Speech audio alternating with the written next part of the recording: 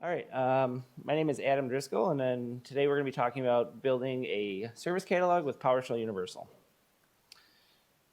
So obviously we wouldn't be here without our sponsor here, so thank you for that. Whoa. So my name is Adam Driscoll. I'm the owner and lead developer of Ironman Software. I've been a PowerShell MVP for over a decade now, so I've been in the PowerShell space for quite a long time. I'm also an author, blogger, and YouTuber, so I make a lot of content around PowerShell and just kind of tech stuff, and I'm really jet lagged. We got in yesterday, so I didn't sleep very much. So we're going to talk about PowerShell Universal. It's a platform for building web-based tools with PowerShell. Some of the kind of core features of PowerShell Universal are the ability to build APIs either with HTTP REST methods or WebSockets via what we call event hubs. It has a lot of automation features that you might kind of see in things like Jenkins, where you have like scheduling, script execution, but we kind of integrate with the PowerShell engine to display parameters and parameter sets, capture PowerShell output, and that kind of thing. Another kind of core tenet of PowerShell Universal is the ability to create user interfaces, and we refer to those as apps. So we have currently, what I'll be showing today are what we call PowerShell apps that are built with PowerShell scripts, so you can build entire PowerShell UIs that run in the web browser just with PowerShell. And then the platform itself has a bunch of security features kind of built in across the top of all these other features that you'll see today. Those security features allow you to do things like OpenID Connect authentication to Entra ID up in Azure, or on-prem Active Directory via Windows authentication, and then we have role-based access built into the platform itself. We do have a bunch of development tooling specific to PowerShell built into PowerShell Universal. What I'm mainly going to be using today is the web browser, and we have things like IntelliSense and PS Script Analyzer integration, and even debugging. We also have a Visual Studio Code extension that kind of adds some things on top of that, so you can use your local environment, your local plugins, and that kind of thing inside Visual Studio Code to do your development and then sync it up with PowerShell Universal. And like I've kind of mentioned already, it's PowerShell focused, so a lot of the configuration and everything is just built around PowerShell itself, and you'll see a lot of that today. So what we're going to look at today is building kind of an example of a solution that you build in PowerShell Universal. We have people building all kinds of things. This is just kind of one example I came up with, which is going to be a service catalog. The idea being that we're going to have a user interface that users can go to that's pretty simple, that allows them to just kind of execute something that is kind of privileged in the environment that they shouldn't typically have access to, but we're going to provide them with some tooling to allow them to do that themselves. One of our services that we're going to build today is going to require approval, and you'll see that I've kind of built out some simple approval scenarios with SQL persistence in the back end and that kind of thing, so we'll talk through that. And then additionally, we're just going to be integrating with notifications and persistence via Azure SQL and integration with Microsoft Teams. So I'm really bad at Visio, but this is an overview of kind of what's happening here. The web app itself is kind of what PowerShell Universal is today. And what we're actually going to do is host that up in Azure. So that's what this green section is. We're going to use Azure SQL to persist data coming from PowerShell Universal, whether it be job data or our like service request information. We're going to use Entra ID for authentication. I actually didn't set up role-based access for this demo, but we could. And then we're going to use the Graph API to do some stuff like creating users inside Entra ID. The web app itself is actually going to be a Docker container running as a web app. You can do Linux Docker containers inside Azure, and that's going to be pulling from Docker Hub and doing automatic deploys from Docker Hub. And then we're going to be storing all our PowerShell script configuration up in GitHub inside a Git repository. And then the end user is accessing this via the web app, and they're also authenticating over OpenID Connect to Entra ID. So I'm going to kind of go through the details of how I have this set up, and you can kind of see kind of the nuts and bolts of that, and then we'll get into kind of building a tool based on this configuration. So most of this is demos. And we're going to start with my first demo, which is just kind of walking through the current configuration setup that I have for PowerShell Universal up in Azure. So some of the things like I already just talked about, it's an Azure web app, which is a Docker container running on Linux. We have a Git synchronization up to GitHub, Entra ID for authentication. We'll look at how we authenticate against the Graph API via our web app. I'm using an incoming webhook for Teams to send messages to Teams where we can actually take actions and call back to PowerShell Universal. And then everything is being persisted in Azure SQL. So I'm just going to pull up this, hopefully.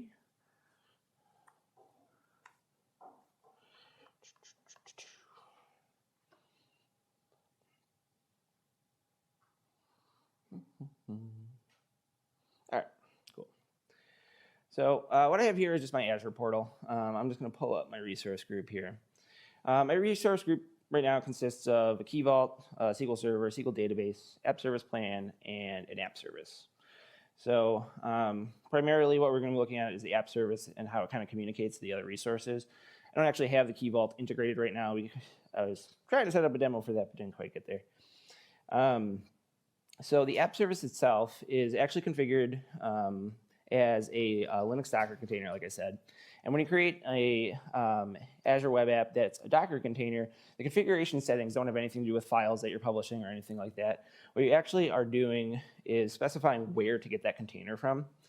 And in this instance, I'm actually using just Docker Hub. So you could have your own repository somewhere. You could have a private Docker Hub repository, but I'm just using the public repository and pulling the Iron Man Software Universal 4.2.3 preview container. So when you start up this app, that's pretty much all you would have to do, and then you'd have PowerShell Universal up and running in Azure. So as it starts up, it pulls out the new version of that. If you have continuous deployment turned on, and you actually have this set to like latest or a non-static tag, it will actually update when it realizes that the container images are updated. But in this case, I have that off. It's kind of set to a static image, and when I start up, it's just going to pull that application down and start it up and serve it as your Azure web app. So if I actually click Browse, I'll kind of go through why it's authenticating there, but you'll see that I have PowerShell Universal just running as my web app in Linux. Some of the other things that we've configured here, like I said, we're also using Azure SQL to store persistence data. This is not only for PowerShell Universal itself, but I've actually created some PowerShell or some additional tables inside that SQL database for this server's request app that I'm using. So from there, all I've really done is if we go back to my resource group, you'll see that I have these two SQL resources. I have the SQL database and the SQL server. And I effectively just got the SQL server connection string from here. There's a couple ways you can do that. Obviously, you can use a connection string with a username and password, or you can use Azure authentication. So if you have managed identities turned on, you don't even have to have a password stored inside your configuration because the web app will have access to that Azure SQL database. What I've done inside the PowerShell Universal configuration is just specified that, they changed where this is now. It's in environment variables. I've just specified that connection string underneath the environment variables for PowerShell Universal. It's going to pick up on the fact that I want to use SQL. I've just turned on the SQL plugin. I've set this connection string inside of my environment variables, and then when I start my container, what it's going to do is connect to that Azure SQL database. If the schema doesn't exist, PowerShell Universal will automatically create it. We do have SQL scripts you can run if you want to have that more managed, but in this case, it just automatically created the tables. So if we actually go look at that database, I'll just kind of show you what that looks like. Where's my resource group? So yeah, if you go to here, you go to query editor, continue, it's going to complain about my IP address. whitelist the conference, which you probably shouldn't do. And then you can see it has gone out and created these tables automatically for me. So one other thing that I've done kind of in preparation for creating this is I've created a service request table. And that service request table has just a couple like basic properties like an ID, primary key, title description, requester, manager, and status of the request, just so we have somewhere to store our service request data in the PowerShell Universal database, which it already has access to. So the, one of the core tenets of PowerShell Universal is that everything is kind of configured with PowerShell. So if we actually go out to PowerShell Universal and we go to settings, configurations, you're going to see that there's a folder here called repository, and it actually has all our PS1 scripts. So we're going to step through some of these today and kind of look at how to build this service request based on some standard PowerShell scripts. But as you can see, click on these, it's just a PowerShell script up inside this folder. Because I'm using a Docker container, it's non-persistent, so I'm not actually mounting any drives into that container. You could do that. You could store these files on an Azure file store or something like that. But this is actually coming from a GitHub repository. So effectively what happens when this container starts up, it looks and sees that it has a database connection, and then it pulls information from that database about its Git configuration. So you'll see that there's a Git section here. And because I've kind of configured this to integrate with my remote Git repository up on GitHub, which I'll just show you in just a sec, it's actually pulling all these configuration files directly from GitHub into this container and configuring itself when it starts up. So any changes that are made in PowerShell Universal, it's going to push back up to Git. So obviously what that does here is it gives you history. You can see I was making some changes I'm going to make this demo better somehow. And it's going to push those up to Git for both history and safekeeping. And you can, obviously roll back and see who changed what and that kind of thing. Up on GitHub, it's just a standard Git repository. So these are the same files we saw that were inside the PowerShell Universal container that we pulled down and it configured itself with. So not only do we have standard PS1 files, there's a set of what we call configuration scripts that we have that allow you to set the metadata for resources inside PowerShell Universal. So these are also PS1 files. So for example, if we looked at our scripts.ps1, you'll see that we have a list of all our scripts that are defined inside. I'll make that a little bigger. They're defined inside PowerShell Universal. And the idea here is that we can specify some metadata. So the description you could set a path that's somewhere else. You can set all kinds of options about information action, for example, here set to silently continue, but you could have it set to something else for error action stop or something like that. So that's how we kind of persist this stuff outside the database in GitHub, and it allows you to not only audit it and see what's changed, but it also allows you to do things like pull requests and do Git flow from a dev branch to a master branch. Rather than just having a database that's kind of arbitrarily up in SQL somewhere, you actually can look at your PowerShell scripts, see what's changed, see how it's going to update your environment, and then potentially have multiple environments and merge between the two. All right, so one thing I did mention before was that my web app is actually set to connect to Microsoft Graph. So one configuration setting that you need to do for that is actually turn on a managed identity for your web app. So this is off by default, but once you turn it on, what it's going to do is actually create this managed identity, so you can kind of think of it as another user inside your Entra ID, and you can assign resources to it and permissions to it and that kind of thing. So I've actually created this resource, and there's actually some commands that you can run. I don't remember if I think they're in the graph module to actually promote this particular resource to have permissions to access the graph module itself. So my user had those permissions and I granted them to this user. And the way those are kind of showing up are if you go to Entra ID, your enterprise apps here will have a manage identities dropdown. And you'll see that I have a list of these managed identities that are coming from my Azure web apps, I think mostly in these circumstances. And then I got to pick the right one because I don't know why there's two of them. So if I click one of these managed identities, if you look at the permissions, if it's the right one, you'll see that I've given it some like graph permissions. So obviously I'm giving it way too many permissions because it has directory, read, write, all. But that just made it easier to do this demo. So I would not suggest that, but I was like, oh, this will make it easier. I've also given it mail send, so you could like send emails through Exchange Online and that kind of thing. So once that's set up, what's really cool is that we can pretty much just use the graph module inside of PowerShell Universal. So the container that I'm using is actually what we call our like modules container. We have like a more bare container that doesn't include any modules, but this particular container actually includes a bunch of modules that are just kind of common for people to use. So if we look at like, I guess like PowerShell 7, you'll see the AZ module is included. So you have access to all the AZ commandlets. DBA tools is included, invoke SQL command 2, and Microsoft Graph is included. So you don't have to go off and like install those modules. They're already pre-layered into the container. And what that allows us to do is we don't have to worry about credentials or anything like that. If we just look at one of these scripts, I can just call connect mggraph-identity. And because it's running inside an Azure web app that has a managed identity, that's the authentication that it's going to use. So it has permissions all set up and everything like that. So now if I were to just connect mggraph and then do new mguser, it's going to create that user in Azure for me, which we're going to look at in just a second.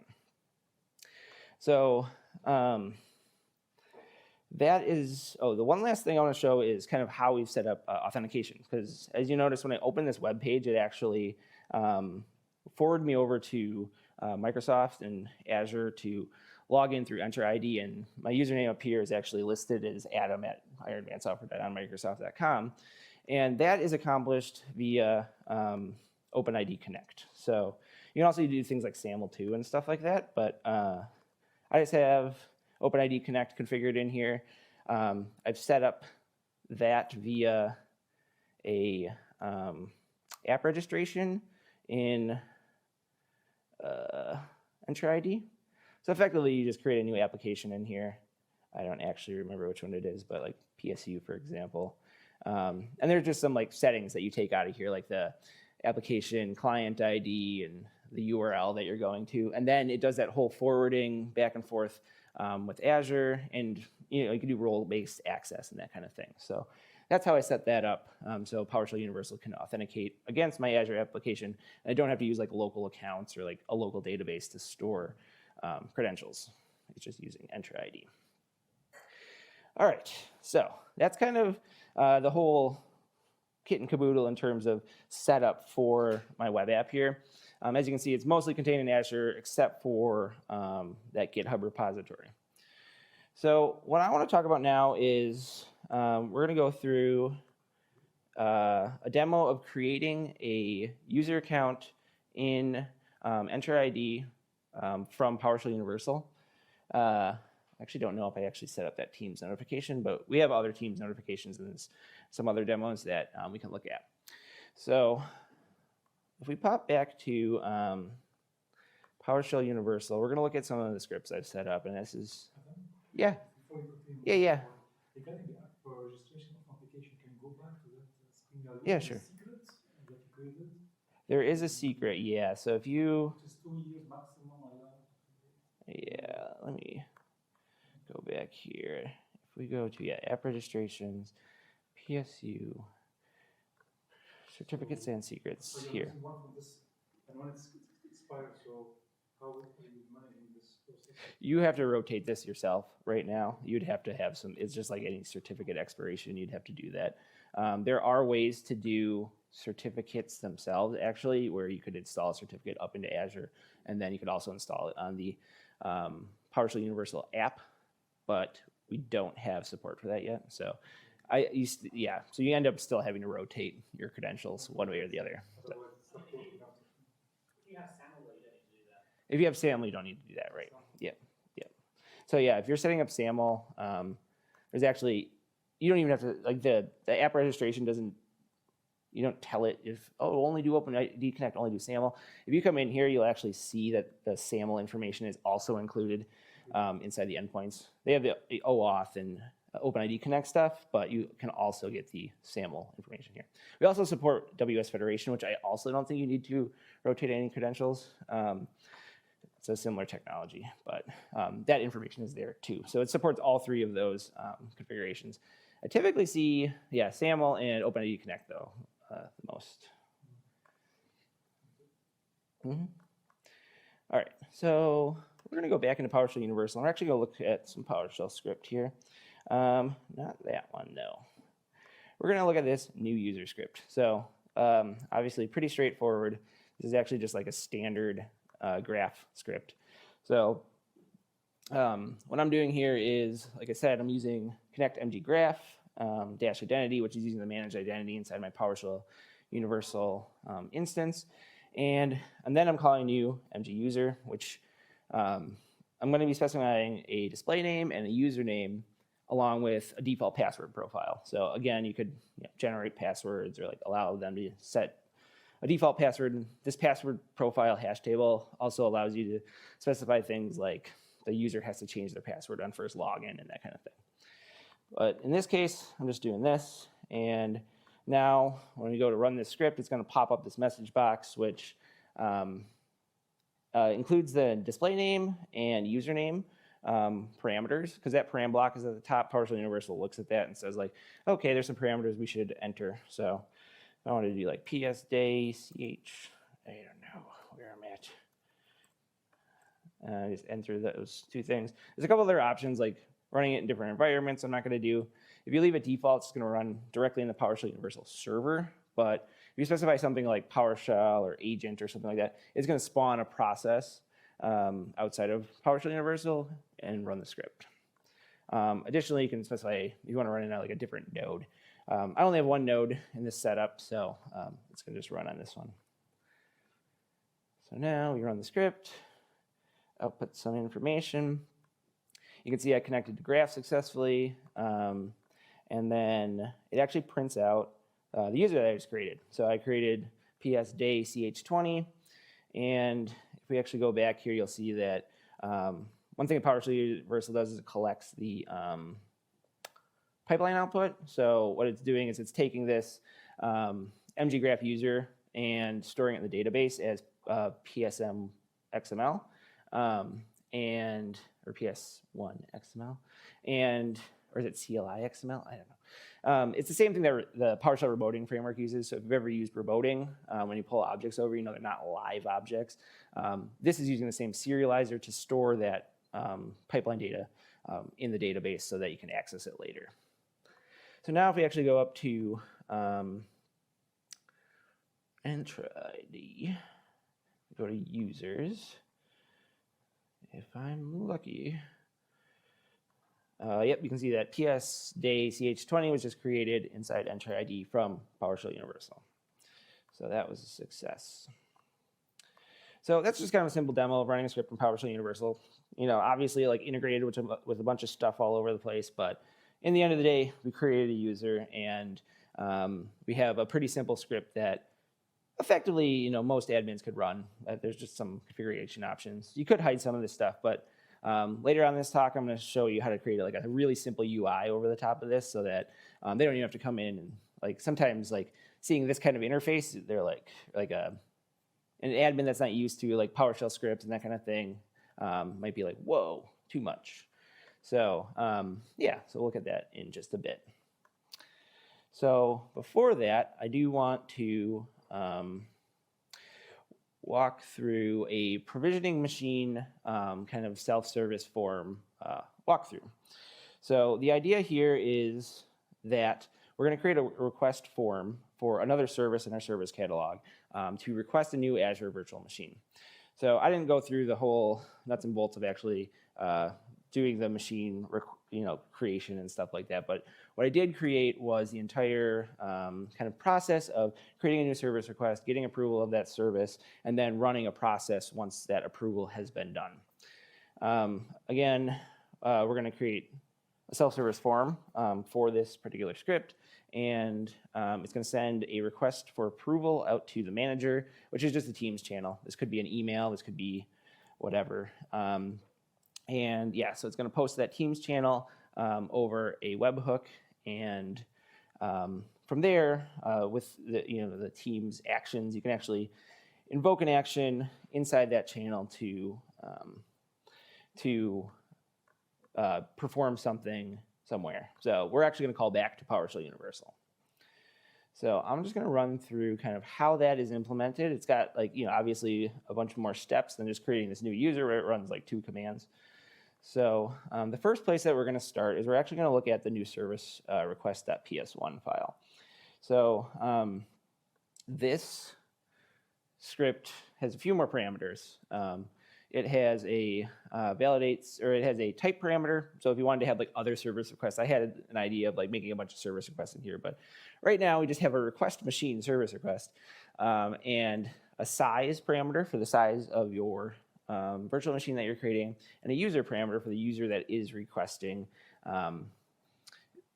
this. So you may be wondering, like, a user shouldn't be able to type in any user they're requesting it for. And I'll talk a little bit about how we're going to use some role-based access and stuff like that with our portal to dictate what is passed in there. If you're using the admin console in this configuration, any user could be typed in, but in this case, yeah, so we'll go through that. The first step that I'm doing is I'm actually importing a module called Service Catalog.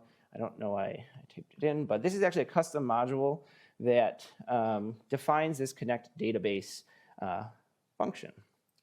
So if we actually go into platform modules, we have this PowerShell Universal modules section. And this module itself is actually a custom module that I created inside PowerShell Universal. So if we actually look at the configuration for that, or the contents of that, you'll see that I have a modules folder inside PowerShell Universal where my service catalog module lives. And this module just has a simple single function in it called connect database.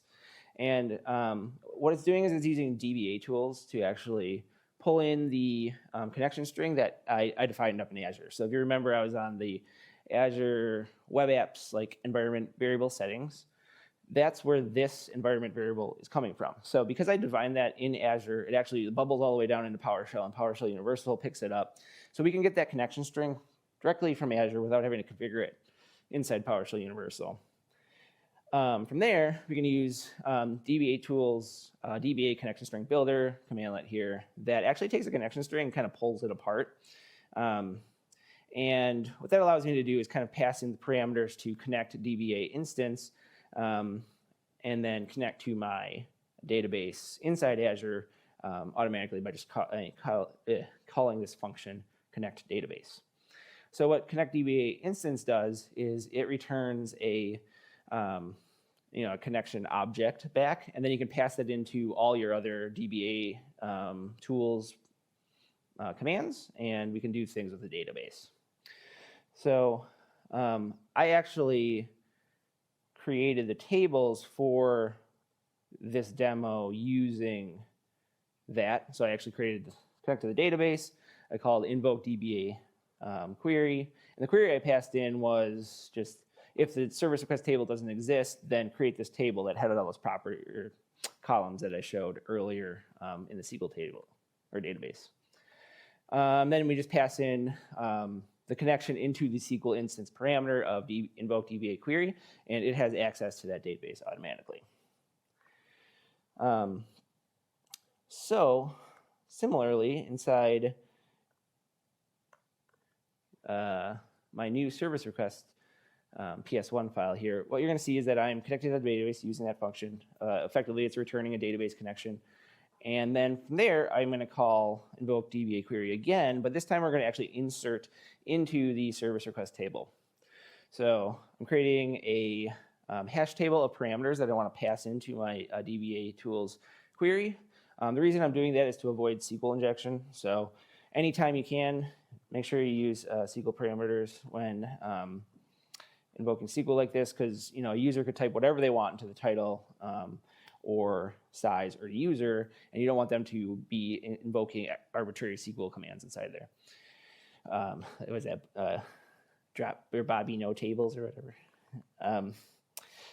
So I have this insert SQL or insert into service requests. I'm specifying all the columns that I would insert data into, and then I'm specifying each one of the parameters that I'm going to pass into those columns. DBA tools makes it super easy to pass in parameters to your SQL queries like this.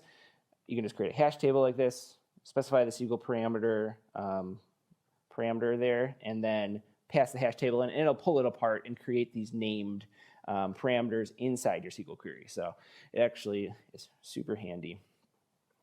Then this is a big code smell because I just didn't have any time, but I was like, I didn't know how to return the thing that I just inserted into the database, so I'm just returning the status 0 request. So it effectively gets the request ID of the thing that I just created, so that I can pass it on to some additional things that I'm doing later on in this script. So yeah, just to kind of recap, I created a service request, selected from that table based on the requester, and the status of 0, which is, in this example, it's like requested. So we get the request ID back, and then from there, we're actually going to go out to Microsoft Teams and create a message in a channel with information about the service request. So I set up an incoming, I guess that's one thing I did not show, was that I set up an incoming webhook in this channel. So I just have this PS day ch team with a general channel.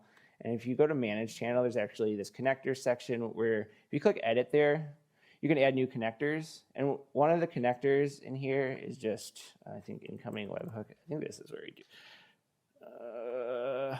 Let me think about this. I think one of the problem is that it upgraded to new teams, and now I don't know where it is. But yes, something like that, and then it'll give you a URL. So effectively, what I've got inside PowerShell Universal is if you actually go to my platform variables, you'll see here that I have this like secret variable for the Teams webhook. What's stored in there is actually the URL to my incoming webhook in Teams. So effectively, you do an HTTP post with invoke REST method, which I'll show in just a sec, to create messages inside Teams inside a particular channel. So the reason I put this as a secret is like if this was exposed, anyone could post to your Teams channel. And this secret is just stored in the database. This was a place that I was going to integrate with Azure Key Vault. Because I have the Azure module installed, or the AZ module, you can actually use managed identities to store things in an Azure Key Vault, which I had in this resource group, but I couldn't get the right permission set to the managed identity to actually get it to create. So I just stored it in the SQL database for PowerShell Universal. So now if we go back and look at our script, wherever that was, new service request. I'm putting together a big old hash table-y string and converting it to JSON. So it's got a summary, which is kind of what's going to appear at the top. It's got the type of thing that I want to display in Teams. You can set things like theme colors. And then you can set up one or more sections. I'm setting up a section with an activity title, a subtitle, some facts. So it's going to put things like the requester and the size.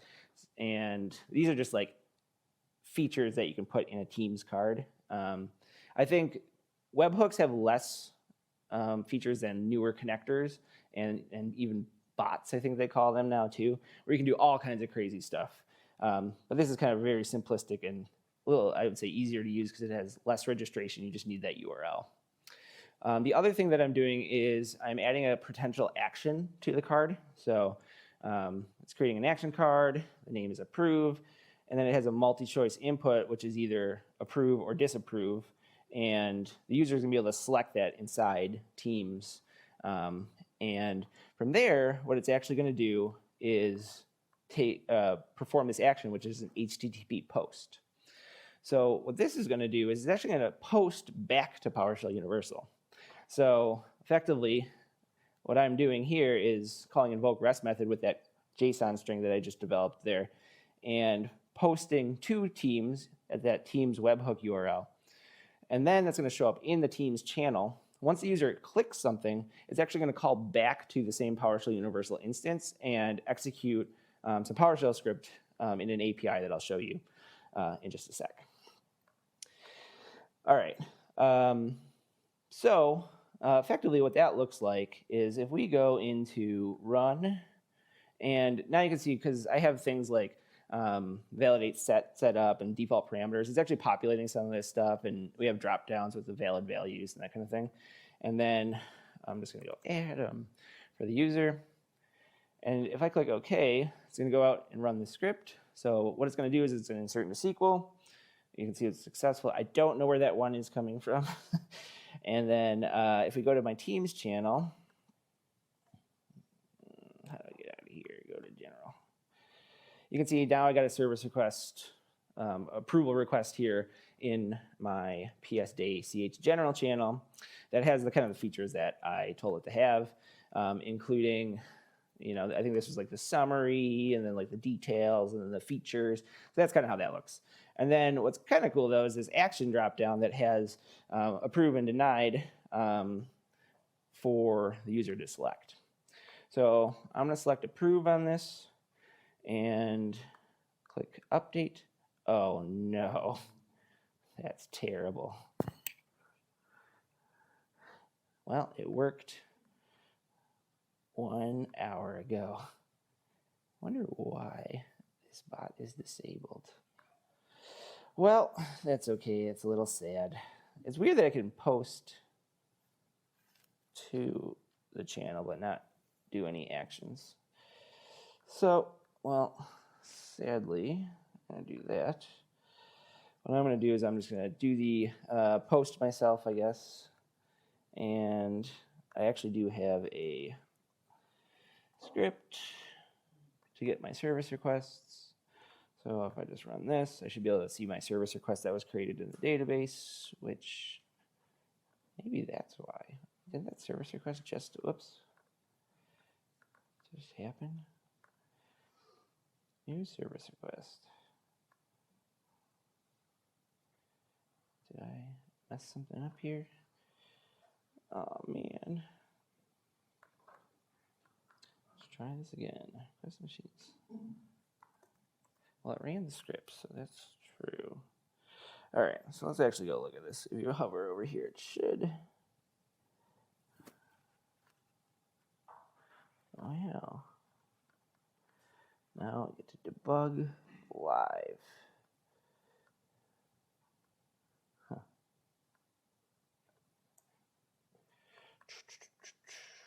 I'm just going to do this. We're going to print out the request ID and see if we can execute this ourselves.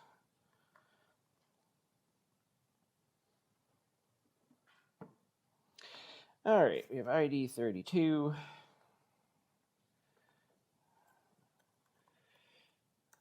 So I'm assuming it posted to Teams again. Approved. Update. Ah, Microsoft, why are you doing this to me? All right, I was trying to do this though. Invoke REST method. I think I could just do method post.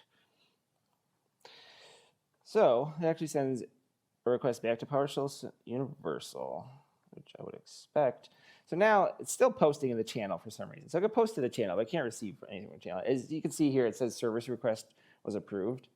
So the reason that worked was I actually have set up an API here, which is an HTTP REST endpoint to receive requests over HTTP, like invoke REST method, like I just did here.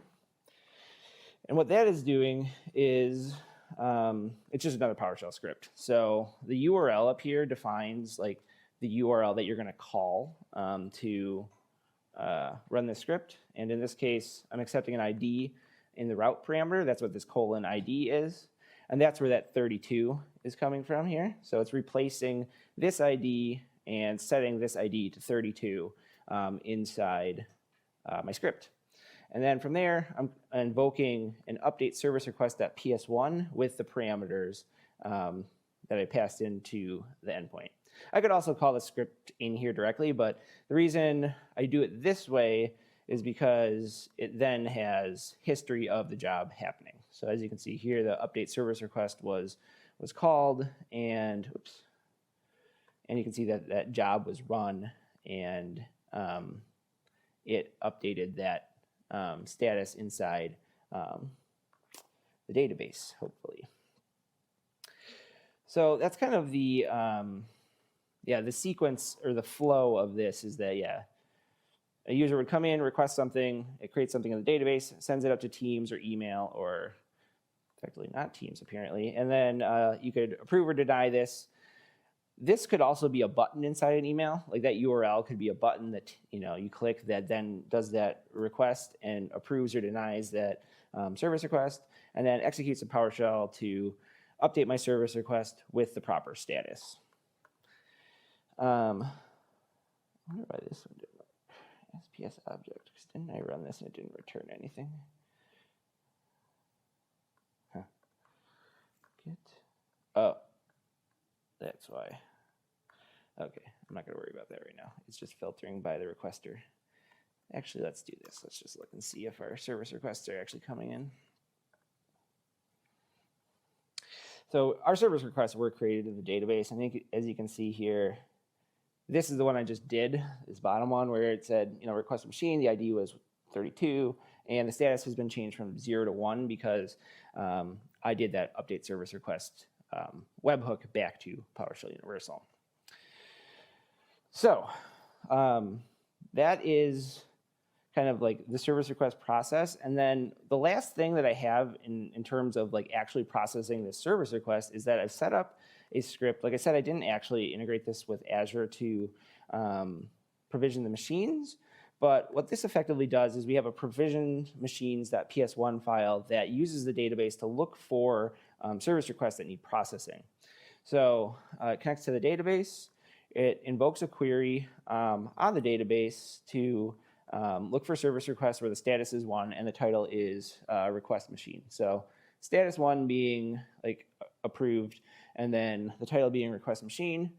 From there, it gets each one of the requests, and it'll write provisioned machine and update the service request table to say that the status is now 3, which in my example here will be kind of like provisioned, so it's completed the service request.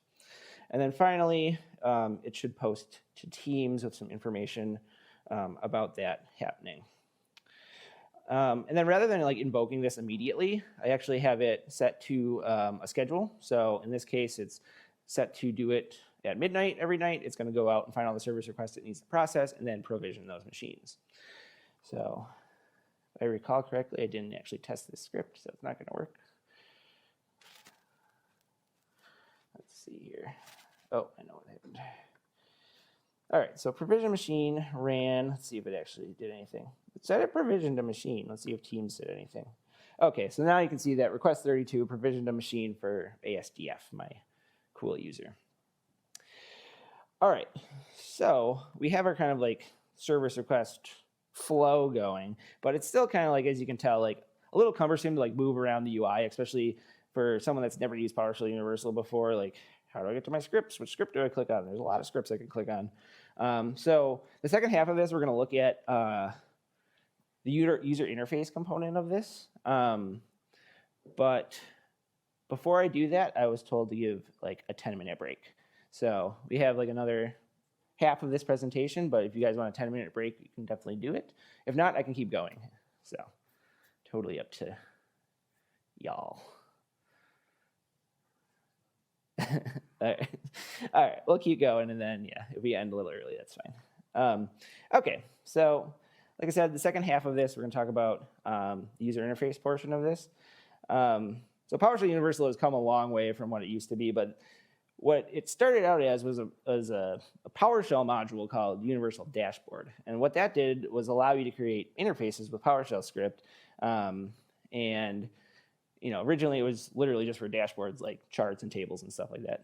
Then React got involved and it got more interactive. Then we started doing APIs and jobs and all that kind of stuff. So now it's this. But at the core of it, we still do have what we're going to be referring to as PowerShell apps. And the idea being that you can create web applications with just PowerShell script.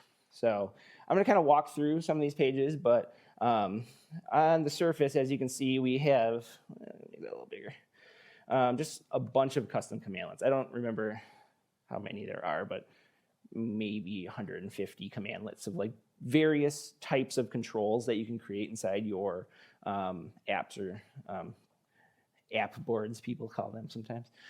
So in this case, this is kind of like the root of my application. It uses a commandlet called new UD app, where you specify a title. It's getting some pages from what we'll see in just a second. They're just other PowerShell scripts with additional PowerShell commands in them. I'm setting up some navigation. I don't want people to go directly to the various requests like new user and request virtual machine. I'm just going to have like a portal homepage that displays those things. And then each one of the pages, you can define your entire app directly in one PS1 file, but what I'm doing is I'm actually breaking it down into pages, so it's just a little easier to manage. So if I actually go to, let's see, what's the simplest?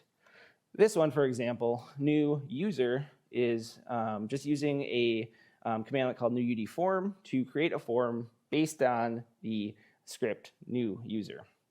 So if I actually go out and we look at what this looks like, and I click View App, you'll see that I've set up this portal, which we'll go through how I set up this like super basic card thing with a search and stuff. But if I click Onboard New User, it's going to take me to a new user form. So as you can see here, it's like super basic. It's the same script, and it actually got the parameters from PowerShell Universal. It created a form based on those that param block. And I didn't have to like do anything too fancy inside the app code.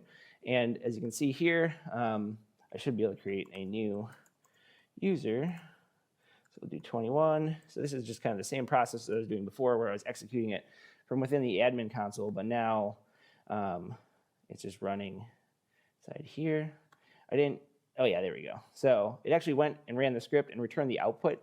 You could return whatever you really wanted to. Here you could return other components. You could, have a nice little table that says like, here's your username, here's your temporary password you got to log into, that kind of thing. But I just returned the script output, which is the same output that we saw in the admin console.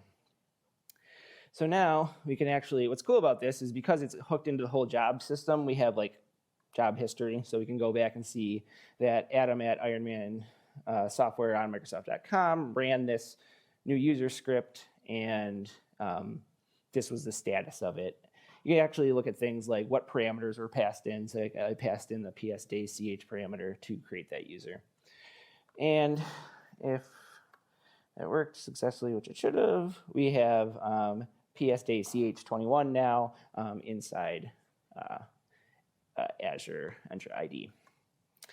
So obviously that is not the most interesting code. It is the simplest and hard to mess up because it's just based on the param block. So there are other parameter sets for new UD form. I think we're actually going to look at one of those where you can specify the actual fields that you want and configure all kinds of things like the label and the placeholder and like help text and validation and all that kind of stuff like you would with a Windows form app or something.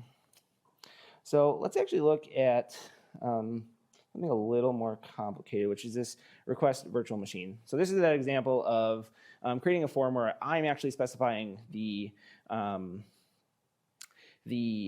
form's controls. So as you can see here, instead of just specifying a script, what I'm doing is I'm specifying the content of the form, which then includes things like this UD select, which has a drop-down with the different select options. So if I were to do script.ps1, or the script parameter, it would have come up with this anyways, but this is kind of an example of being able to put whatever form fields you want in here, and then, yeah, and I realize now that there's an error in here. You know what, I was like running through this a bunch of times, and I was like, why doesn't it ever set the size? But that's because it's not setting the size. All right. Okay, so the idea being that we have these components. If you give them an ID, they're going to show up in the onSubmit, and pretty much every event handler inside PowerShell Universal that can receive data will receive an event data variable that, depending on what you're calling, will have various properties. And when it's a form, it's going to have all the form fields and their values inside that object. So kind of the way this works now is, so I call these commands, it generates the UI. When I click this onSubmit button, it's actually going to post back to the PowerShell Universal server and invoke the script block that is inside this onSubmit here. So you can put whatever you want in here. It doesn't have to just be PowerShell Universal commands. You could have things that call to Active Directory or Azure. Like, I don't even have to call this script particular. I could have put that entire contents of the script in here, but obviously this is a little bit easier to look at. The other thing that can get a little messy is when you are using PowerShell Universal, you gotta be a little careful about mixing all your modules together because PowerShell Universal is a long-running process, and if you start adding more and more and more modules, what you start running into are things like assembly conflicts where one module will not want to load with another module kind of thing. So that's another reason to use scripts. So in this example, though, I'm calling invoke PSU script. I'm calling this new service request.ps1, and then I'm passing in the various parameters, the type, size, and user. So we're going to save that because I fixed it. And when you make changes to PowerShell Universal, there's a setting that you can, it's on by default, where it'll actually update automatically. So that change has been reflected, and the page has reloaded in the background.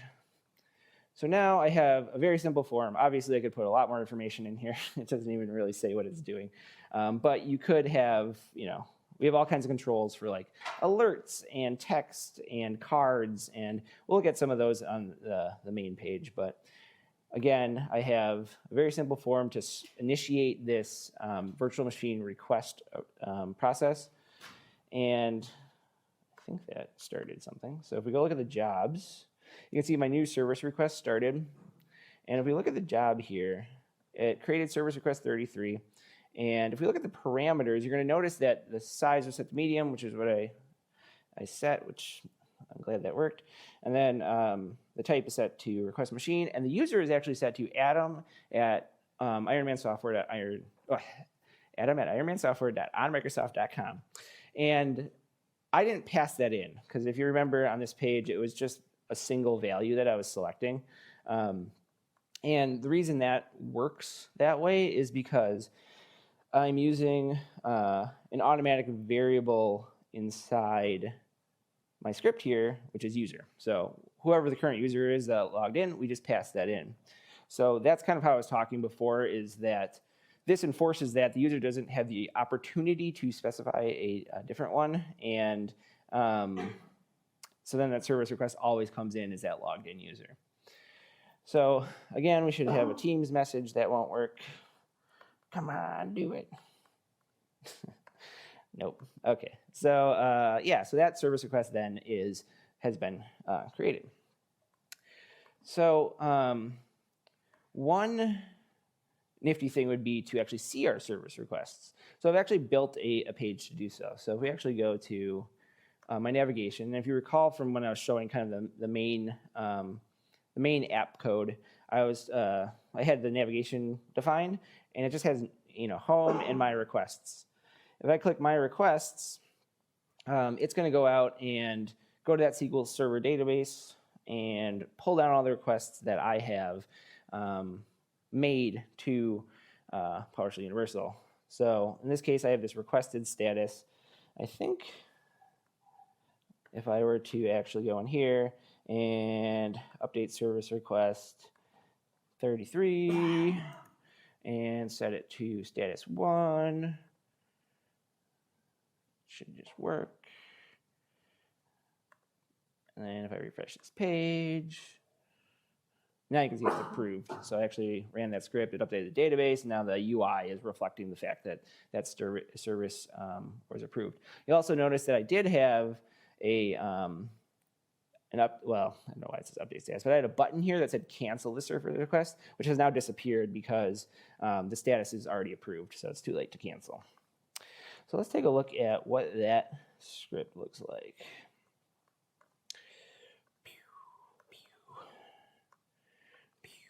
And my requests, right? Yeah, okay. So this one's a little more complex. As you can see, there's a lot more code in here. And this is using a couple concepts inside that are pretty specific to PowerShell Universal apps. And, but it's using, obviously it's all PowerShell syntax. So I'll talk about the dynamic in just a second, but as you can see, I am connecting to the database with the same function I used in my scripts. And I'm selecting all the service requests that are for the current requester, which is the current user. So again, I'm using that built-in variable to get the service requests for the current user, creating some results, and then what I'm doing is passing those into a new UD table. So that new UD table is what we were looking at that had the different service requests defined. And by default, you can just pass in the data. You don't have to do this whole column thing, which I'm going to step through here in a sec. But it will automatically generate the columns based on the objects that you pass in. But I wanted to make it a little more complicated and kind of like have it a little more dynamic with that cancel button and stuff. So I'll talk through what these columns are doing. So the table columns itself have like tons of properties on them around like sorting and filtering, and if you can include it in a search or a filter and an export. But in this example, if you just specify it with a property, it's just going to display that value as a string. So the ID is just output. The requester is just output. If you specify a column that contains the onRender parameter, it accepts a script block, which will then be invoked to allow you to render that column or that content of that cell.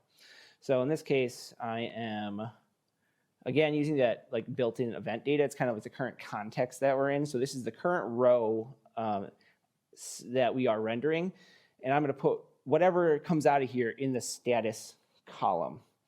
So I'm just checking the status here. This could have been a switch statement, but I just did if else. And the idea being that based on that status ID, which is stored in the database as a number, but I want to display it as text. If it's 0, for example, I want to create an alert. I'm using like dense styling, so it's a little smaller. I'm setting the severity to warning, and then it is requested because that's the 0 status. If I were to have a 1 status, which is my approved status, the only changes I'm making here are that the severity is set to success and the text is set to approved. So, yep, based on my data then, I can create a control that isn't just text, and we'll just look at that again. Like, as you can see, this is what an alert is. It's kind of like a little box that's, in this case, green, and the icon's automatically added because of the UI framework you're using, and the text approved is in there. If I weren't to do that on render, you would just see the number in that column. And this is the implementation of the update status button where I could cancel the request. So what this is doing is it's checking to see if the current request is in an requested state, which is that 0 state when you first create it.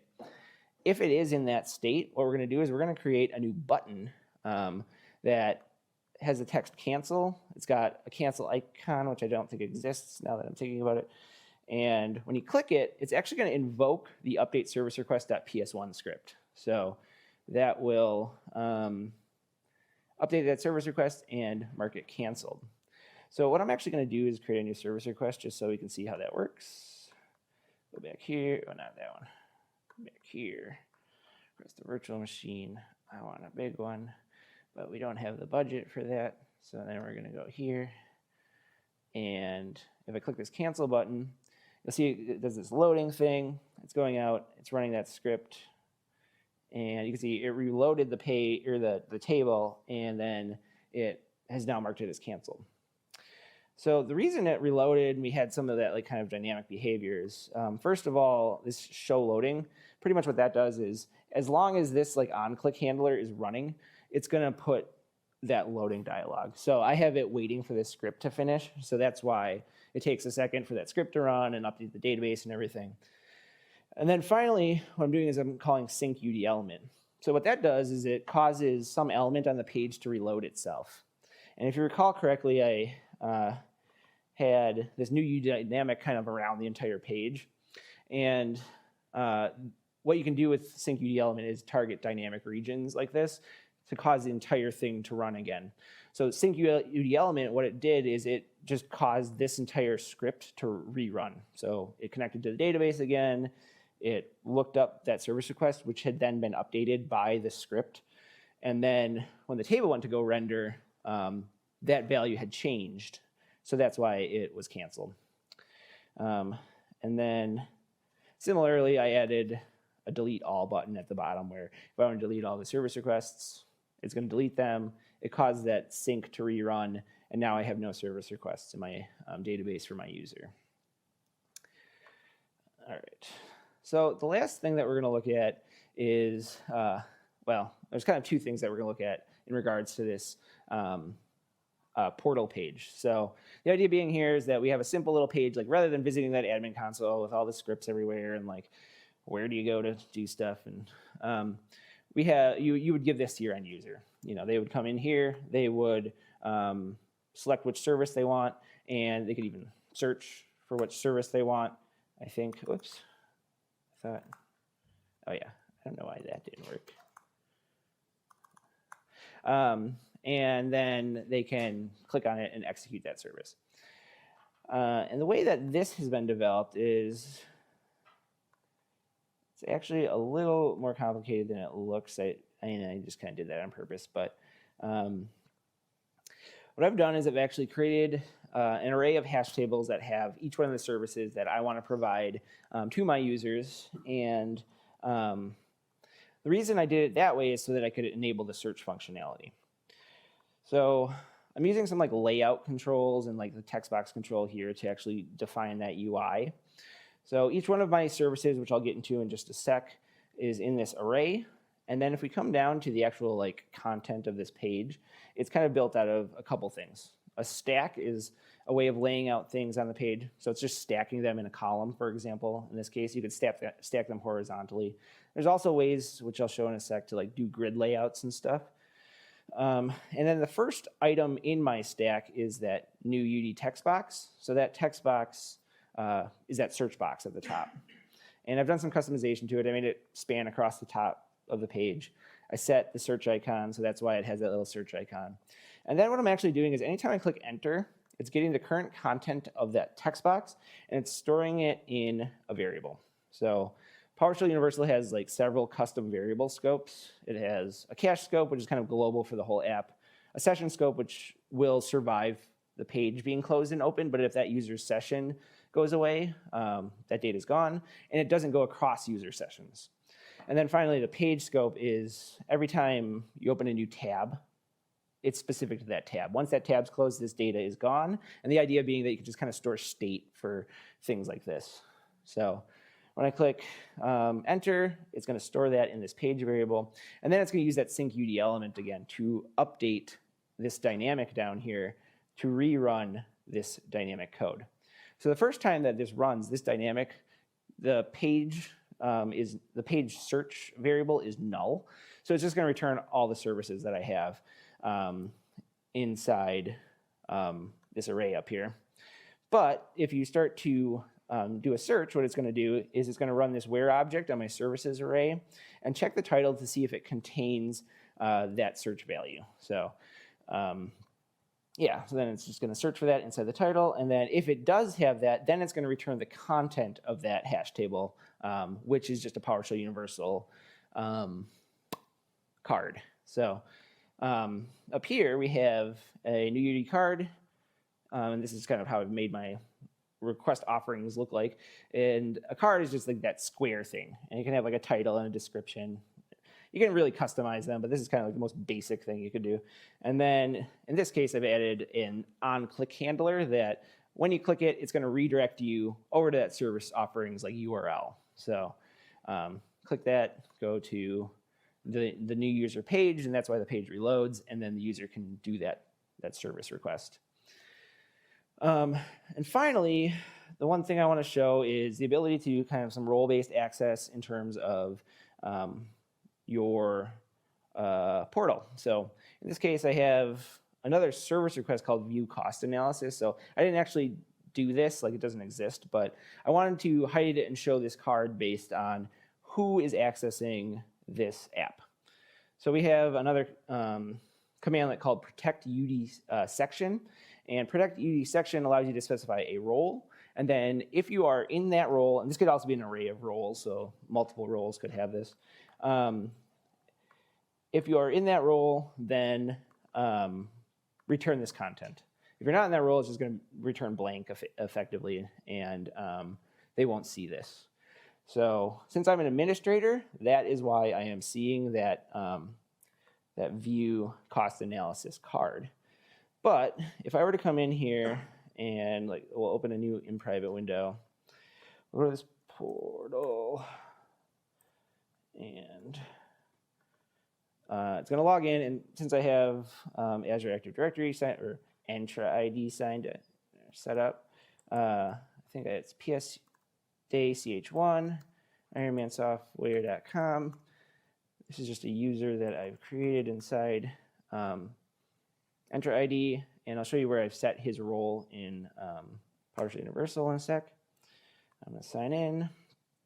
So now it's going to go over to the portal, and as you can see when it loads up, they don't have that view cost analysis button because they're not part of the administrator role. So this is kind of like the simple view that they would see. And you could have an HR role that has certain requests and that kind of thing. So we do have custom variables too. Not only can you do that protect UD section, you also have a $ roles, so you can see which roles the user is in and that kind of thing to further customize what's going on in here.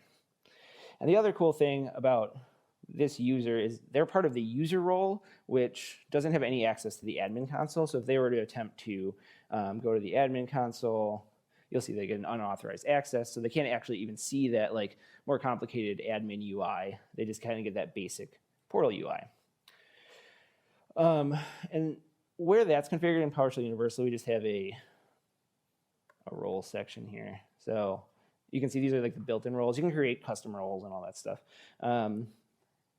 And in the identities section, my psdaych1 at ironmansoftware.com user is set to the user role. So this is kind of a static role setting. You can also do things either based on group membership and Entra ID and stuff like that. But this is just kind of an example of, a basic application of a role to an identity. All right, so is there anything that I missed? No, I think that was pretty much it. Okay, so a couple things. If you want more information about all this, obviously it's a lot. There's a lot more to this too. One good place to go is the docs. The docs have tons of information about everything you need, docs.powershelluniversal.com. If you're looking for what we just did with user interfaces, that's kind of underneath this user interface apps section here. And you'll see that aside from just the components we looked at, there's a bunch more components like alerts, badges, grids, markdown, timelines that you can integrate into your apps. And so one thing on licensing, this is a paid product, but you can do pretty much most of the stuff that I did today, you could do for free. So we offer tons of stuff for free. Some of the things that you start paying for are when you get into the more enterprise scenarios where you do want to use things like the SQL support and the Entra ID integration and stuff. But we have basic authentication and role-based access and all that stuff with what we call local accounts directly in PowerShell Universal. You can create apps, you can do all that stuff without having to buy a license. That said, we are offering a 20% off coupon to the end of March for anyone that was here. So if you just type psdaych in our website, you can use that to get some money off. We also have trials, so if you just want to play with it and see if it's cool or not, you can do that too. So, but yeah, any questions? Yeah. Your personal license, where can you find the price? That is up on our website right now. It is $500 a server instance. So it's kind of any number of users can access that server, and then each instance is. It is well. We have perpetual, what we call fallback perpetual licensing. So you buy the $500 license, you get the server, and it's perpetually licensed up through 1 year of updates, and you get 1 year of support. And then if you want to continue support and maintenance, then you continue to pay for that $500. So, but you can continue to use it. Like if you don't want to upgrade it or you don't need support on it, it continues to run with that same version. So. And what is this considered the server? Only the thing with the administrative portal, or also I need to pay additional 500 for each run or whatever it's called? So you would just pay. Well, you would pay for. So yeah, you would pay for each instance of PowerShell Universal. Like technically, you could have multiple PowerShell Universal instances, and each one of those would be a runner, and you'd have to pay for those. We are looking at making just like a standalone agent service that you can install that you don't have to pay for to run scripts. We also have something called event IDs that I didn't get into, or event hubs that I didn't get into, where you can issue, you can execute scripts on nodes that connect up to here, and that doesn't require any licensing. So effectively, you could run scripts on agents that way too. So. Okay, thanks. And I have a generic PowerShell question because I found out how do we create named variable scopes? Okay, that is it's actually not a real variable scope. What it is a custom provider. So yeah, it's kind of weird because you can do that. You can set a value to it, and what it's actually doing is calling set item underneath the covers, and or yeah, set content. Yeah, set content. Yep, yeah, exactly. So it doesn't support anything like get child item or anything like that, but you can set content on it, and yeah. So there are some weird limitations to it. Like they don't totally behave like regular variables, but for the most part they do. So there are some gotchas, but. The same thing works with the file system provider and any other provider. So you can do $C column and then also access the content of the file without actually calling it. Cool. Anything else? Yep. Yeah, maybe a question about this exercise. So I think the repository is private, or? I think it is right now, but I'll make it public if you. Okay. Yeah. Because it would be maybe nice to follow. I was also wondering. So in the beginning, you set this all up on Azure, right? So you have this PowerShell Universal instance also running there, and then you connect because when I start PowerShell instance, PowerShell Universal instance is pretty empty, right? By default, I don't have any scripts. It's nothing. And then I see we have all the services there. So. Right. Yeah. So yeah, that was all done because it was already on this GitHub repository, and when it started up, it pulled all that stuff down. So by default, it starts with pretty bare bones and empty. So you configure that it will get the configuration from the GitHub. Correct. Yep. Yeah. So when I set it up in Azure and it got that connection string, the GitHub information was actually in the database. So I went and looked in the database, got that GitHub information, and before it even kind of fully starts up, it pulls down all that configuration data. So, yeah. And maybe one more question, because I find it a bit difficult where you can basically build a web service. We have the REST endpoint, so you can do I don't know, really a lot with this tool. But then, I mean, if you start adding scripts, how do you notice which scripts are having connections? And when you develop in C#, you would have a lot of complex code. You could follow. Okay, I use here these services. They are interacting with controllers, and I kind of find it difficult, right? Okay, you can do this here also, but I don't know if it's not. Yeah, I think. Extra complex. It kind of depends, and one thing I would say about this is like you can configure this however you want, and that can make it really complex. What I see like larger organizations doing is they like encapsulate a lot of this stuff into modules. So like you saw that I had that Connect database module. What they'll end up doing is creating like a module that does a lot of stuff where you build out all those functions, and then effectively your APIs and your scripts and all that stuff are just calling a custom module somewhere, and that allows you to kind of audit things. We do have like some sort of logging and stuff like that that's built in that you can take advantage of, or you can build your own stuff and the job history and that. But yeah, I think you have to kind of make sure that you set it up properly once it gets to a certain size. Otherwise, it does become kind of like hard to like, where did that go? So yeah, yep. Also, what I mean, I use this product quite a lot. And what I do is I have a compilation. So I actually compile it. So I have a repository which has all of the APIs, for example, defined in a structure like instance normal code project. And then I literally compile that into a single endpoint space on a file and drop it in there so that then it ends up with the way that the system expects it. So it maybe goes against the flow in the sense like the naturalists people do what they want. So you can do it in the UI, but I tend to not do much of the development in the UI. I generally do it separately in VS Code and then just push it.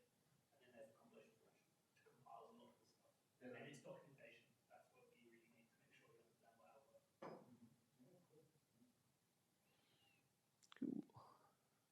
Yeah. What about using keyboard instead of using password? How because the connections?